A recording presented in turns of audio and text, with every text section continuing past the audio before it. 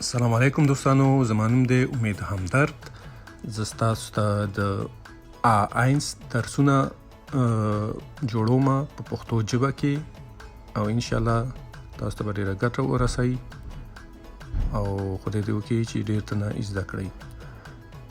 که غواړئ چې تاسو سره داسې ډېر ویډیوګانې زه نور هم جوړې کړم نو زما چینل سبسکرایب کړئ، لایک کړئ. دا ما تشویقوي چې تاسو ته نورې ویډیوګانې خیر سره جوړې کړم. راځئ چې اولم درس ته ورشو. دوستانو، په جرمني ژبه کې ته کولی شي په دوه طریقو باندې یو لغات یا یو جمله استعمال کړي. یو ته وایي فورمل او بل ته وایي انفورمل. فورمل مطلب ادبي، یو څوک چې ته نه پیژنې یا مشرانو ته.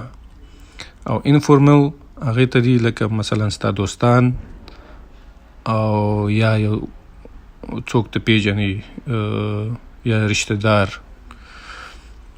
نو مثلا دلته چې وایي سلام، فورمل کې راځي ګوتن تاگ او انفورمل کې راځي هلو. ګوتن تاگ چې په لغاتونو کې استعمال کې داسې معنا ورکوي ښه ورځ، او هلو سلام. داسې یو څو دانې نور لغاتونه هم دي د سلام په باره کې. مثلا سهار مو په خیر، ګوتن مورګن. ګوتن مورګن، سهار مو په خیر. ماښام مو په خیر، ګوتن آبند. ګوتن آبند، ماښام مو په خیر. ښه شپه، ګوته نخت. ګوته نخت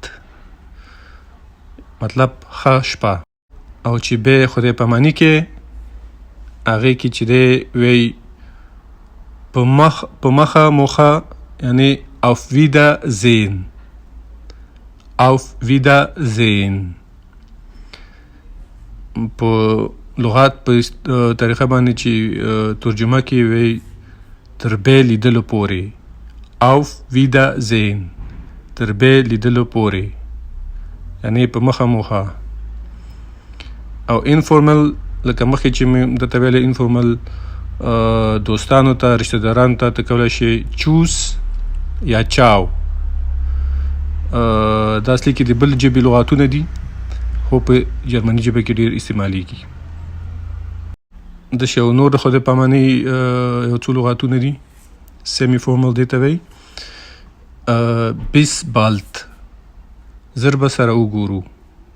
بیس بالت. بل چې دی بیس مورګن. بیس مورګن، تر سبا پورې. یو بل دی بیس شپیتا، وروسته به وګورو. بیس شپیتا.